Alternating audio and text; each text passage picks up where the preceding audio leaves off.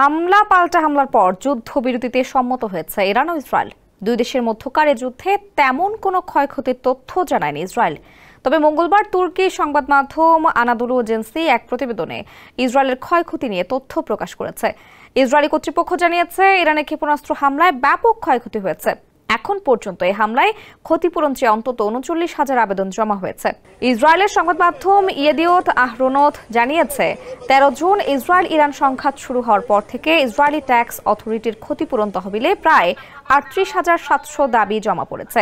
এই দাবিগুলোর মধ্যে ৩০,৮০৯টি ভবনের ক্ষতি, ৩,৭১৩টি যানবাহনের ক্ষতি এবং ৪,০৮৫টি সরঞ্জাম ও অন্যান্য জিনিসপত্রের ক্ষতির দাবি করা হয়েছে। পত্রিকাটি আরও জানিয়েছে, আনুমানিক হাজার হাজার অন্যান্য ভবনও ক্ষতিগ্রস্ত হয়েছে। তবে এখনো তাদের জন্য কোনো ক্ষতিপূরণ দাবি জমা পড়েনি।